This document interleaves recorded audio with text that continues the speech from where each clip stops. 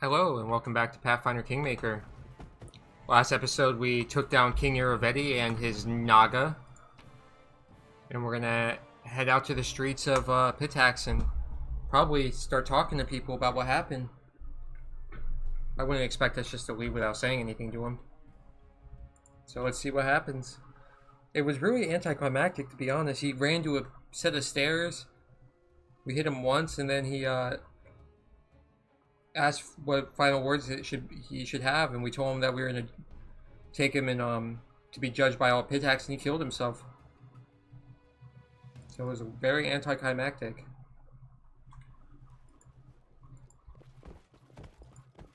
Is there really nothing? Oh, don't mind the big ass dragon walking through here, by the way. That's just a Myri. Big ol' Myri.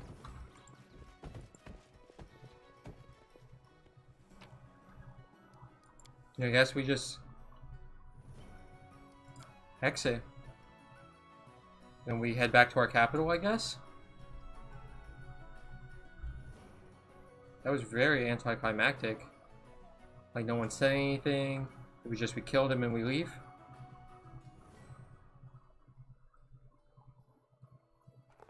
Irovetti was dead, and good riddance. Our ruler added the crown of Pitax to the crown of the Stolen Lands. But behind the dead monarch loomed the shadow of a much more dangerous foe. Must be talking about Nyrissa. That Naga is dead. That Naga is fucking terrifying, though. I'm used to, like, the Nagas from WoW.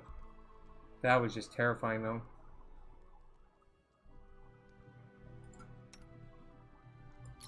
Do that to him.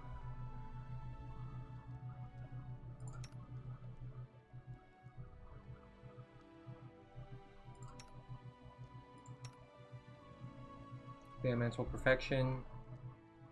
Guess I'll put that on him. What else do we got? We must have gotten some interesting weapons. Price in ascending order. The incorruptible petal. Okay. Rod of Razors. Plus 5 keen adamantine halberd as a standard action up to 5 times per day. Rod can fire razors, dealing 20d6 slashing damage to all creatures in a 30-foot cone. That's pretty good. Pretty good. Was he wearing armor? The Singing Steel breastplate. What's Singing Steel? Gold metal emits beautiful bell-like tones when struck. An alloyed golden mithril, Singing Steel was originally created by the elves. Most armor made of Singing Steel is treated as one category lighter. Heavy armors are treated as medium, and medium armor is treated as light. The lighter armors are treated as light. The armor or shield arcane spell failure chance is reduced by 5% its maximum dexterity bonus, increased by 1, and its armor check penalty is reduced by 1 to a minimum of 0. The wielder or wearer can strike the Singing Steel as part of a beginning a bardic performance. The wielder can normally start a bardic performance as a standard action. He can do so as a move action instead. The wielder can normally start bardic performance as a move action. He can do so as a swift action instead. The wielder can normally start bardic performance. He can do this as a free action. Okay.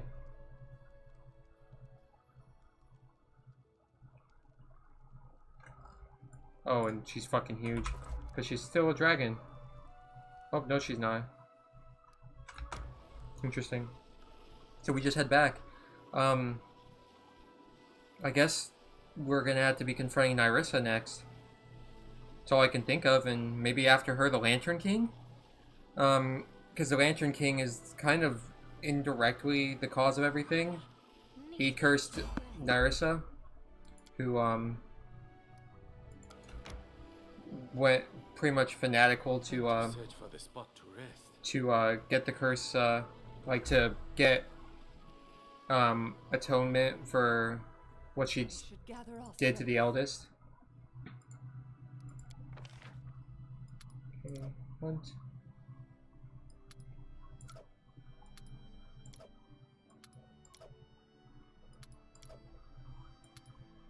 Actually, yeah.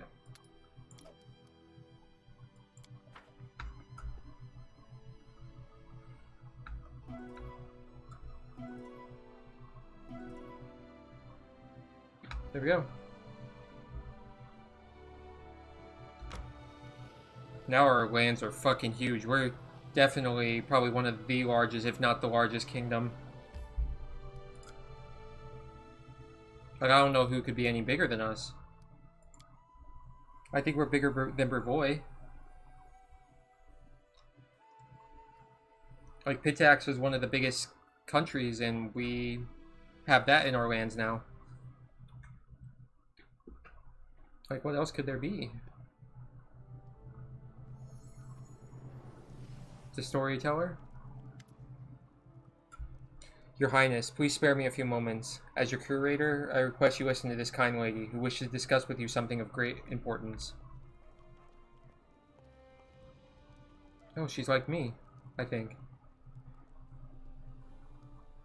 My greatest respect, my queen. My name is Rikuri Sharvin, and I am the leader of a small group of enthusiasts who wish to enrich life in the city. I come to you for two reasons, to tell you about our cause and to ask for your support. A while ago, an idea emerged in our ranks. Even though there are many ways to entertain oneself in the capital, there are still not enough cultural events taking place. Even as artists are starved for money and audience, thus we have decided to form a society for the appreciation of fine arts. Each member pays a modest monthly fee, and in return gets to vote which event the society should fund each month.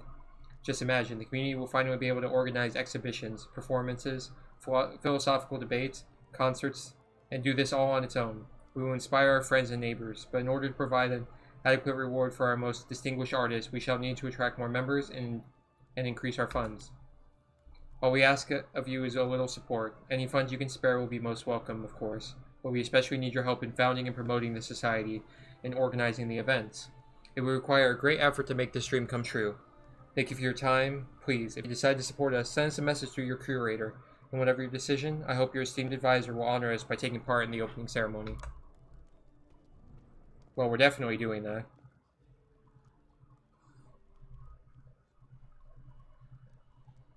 So, what shall I tell Lady Sharvin? To my mind, these people need our guidance and attention more than they need our money. We can inform all the city of this newly founded society and insist the collection of membership fees. I wish to support this art society financially. A most reasonable proposal, Your Highness. I move unseen. Yes, I know that, Octavia. Good job. You're doing a good job. Oh, she's still invisible. That's funny. There's been an accident, Tiana. A wounded man is at our gates, all scratched up and covered in blood. He's a noble merchant from Brevoy, whose caravan was waylaid by robbers. All of his traveling companions were killed. He's the only survivor. Devore the Grey was in command of the robbers. I have no idea how he managed to escape from prison.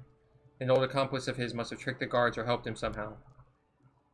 The man from Brevoy is frightened and outraged, and it is, after all, somewhat our fault. He was robbed on our land, where he's supposed to be under our protection.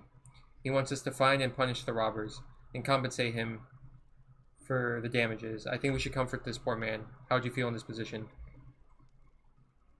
Let's send guards to search for Devore, take care of the merchant, and reimburse him for the stolen goods. Perfect. We'll find Devore, and this time he won't get away so easily. The merchants will see that we're tough on murderers. I move unseen. Yes, you do. Good job. Jubilost? Sienna, it's time we discuss one of the gravest problems of the River Kingdoms. Piracy and all the crimes which accompany it. You see, for decades the illegal trade of stolen goods flowed among the criminals and corrupt merchants of these lands. Now that we have guards in the harbors and along the roads, this illegal traffic has slowed, but only somewhat. Someone else might suggest you take advantage of the situation. Simply collect your fees and don't ask too many questions about the blood these goods are soaked in. But as a traveler far and wide, experience has taught me that real wealth only gathers where there's no robbery or smuggling. The major trade unions want to deal with one who promotes piracy. I warn against tolerating things as they now stand. Establish proper customs in your harbor and hunt down these lawless captains. The shadow trade must be put to an end. I command the establishment of proper customs. So we shall put an end to the illegal trade of stolen goods in these lands. What music to my ears. You heed my advice, proving that my labors to elevate this territory have not been wasted. I shall endeavor in my next book to explain how important it is for every wise advisor to work with a leader who knows better than to interfere.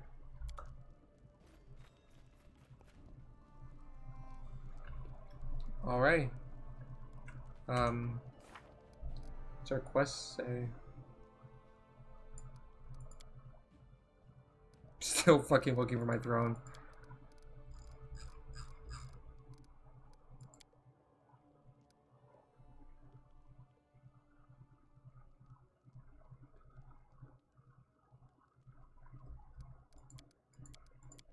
Okay. Let's talk to them. Well, it's over. No accusations, no spitting in their faces, no big fight. Just a pile of scorched bones and some stupid story from an old fart. I'm glad you were able to forgive your tribe, though. Forgive them? Hells no. I haven't forgiven anyone. Not them and not Janish. But who cares how I treat them in my head, anyway? There are some things in my life you can't change. It's stupid to sit and howl about them like a wolf howling at the moon. That's all.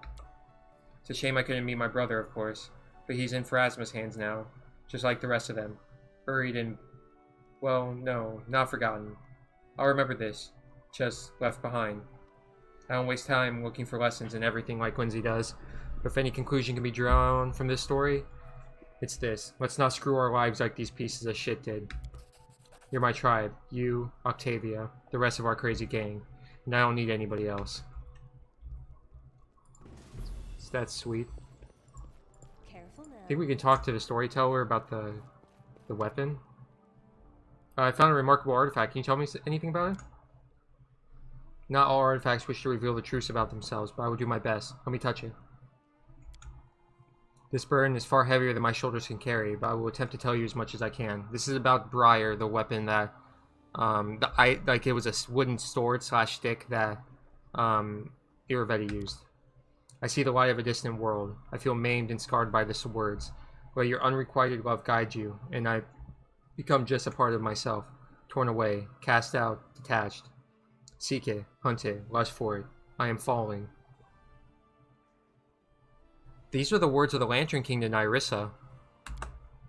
I pierce the plains, pass by entire worlds. I am buried deep underground, concealed from the other, larger part of me. I humbly wait, century after century. A tiny seedling feeds on my strength, growing to unbelievable size. Creatures, tiny and strange, but vile and wicked, settled in its roots. Let's talk about this old sycamore oak. One of them comes in the hall of the heart of the tree in which I rest. But no, it is not one of these creatures. It is an alien being hiding its true face. It throws me through the portal, straight into the craving hands of the one who calls himself King Irovetti. Forgive me, I cannot glean anything more. Thank you for your help. Brought some relics. Are any worth of truth? Okay.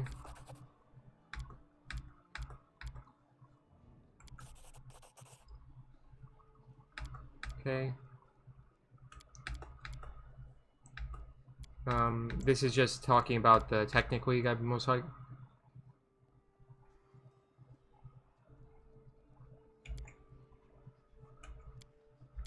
Okay.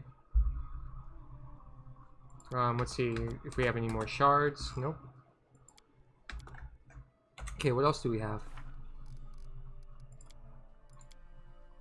Talk to Octavia.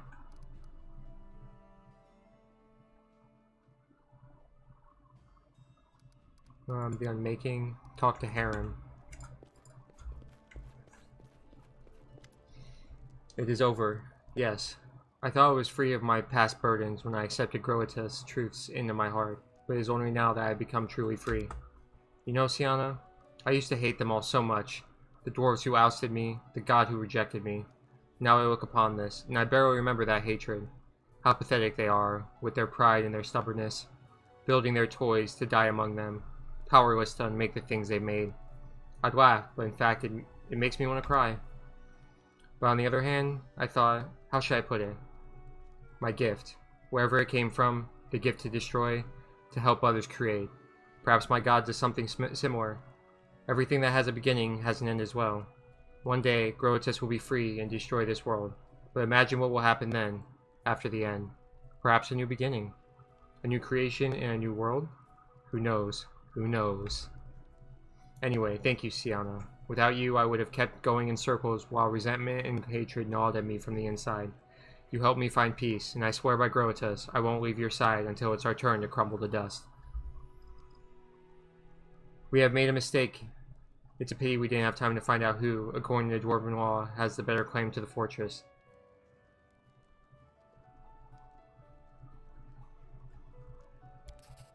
Laws and rules are even more ephemeral than we ourselves. Oblivion will not sue you, or call dust and ash as its witness. It makes no difference. I care not who won the fortress. What draws my mind are thoughts of my place in the world, and the true meaning of serving Groatus. Destroying, creating something new from the pieces, and destroying it again. Isn't that what you're doing now here, in the Stolen Lands? You have built your kingdom upon the ashes of countless predecessors. Ponder this when you have the time. Okay, now we have to go talk to Octavia wherever she is. She's probably outside.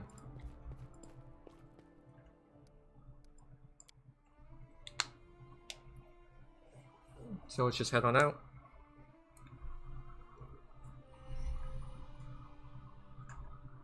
But we have definitely, we maxed out Octavia on her Arcane Trickster skill last episode. Was it last episode or the episode before? Whatever episode that she leveled. We maxed out her Arcane Trickster, and we're close to maxing out, I think, Duelist for 3 levels. Which we're level, what, 16? So we'll do that level 19. Let's go talk to Octavia over here. She's with Regengar. Well then, no more mysteries. I know who I am now. Hereditary Marcianus della Fiorni. Beautiful words for someone called Hey You all her childhood, aren't they? Now, Your Highness, please address me solely as Your Excellency from now on. Kidding, I'm kidding, of course. In all seriousness, I'm just happy to know my mother didn't betray me. This was all just a mistake. A terrible, idiotic mistake. But still fixable. Now I have a family. Apart from our own insane team, of course. You, Reg, Lindsay. I wouldn't leave you for the world. I'm glad you found it in your heart to forgive your mother. I didn't think I could really do it, but I'm glad I won't have to carry this hatred with me for the rest of my life. I let it go just as I let Janice go before, and I don't regret it. Well, Your Highness, what's next? You have the entirety of the Grand Della Fiorni family as your loyal vassals. Whatever you have planned, I'm with you till the end. Precisely. Fucking, why does she say that every time? She's like, yeah, I did it. I moved unseen.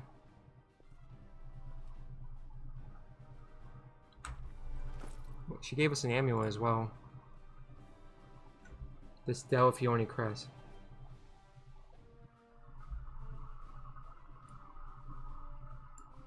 Can't be equipped by this character.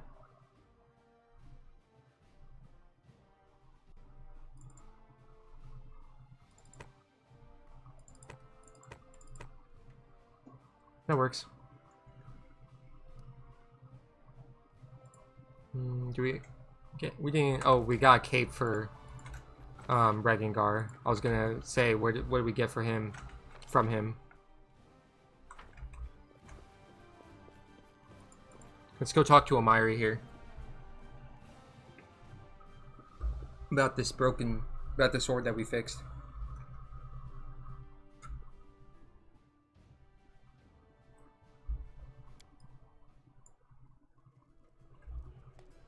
There's Amiri.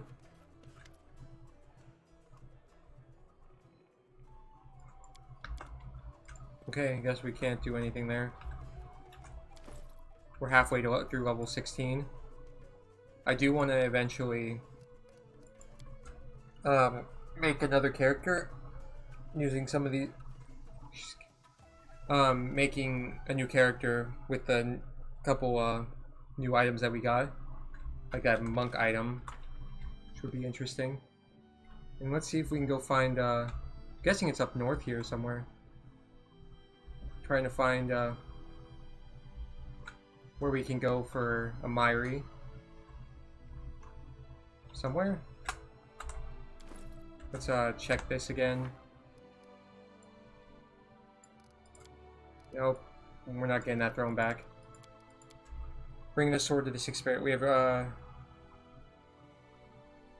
insane chief before the sword is returned. It will need to be repaired and the cost will be high.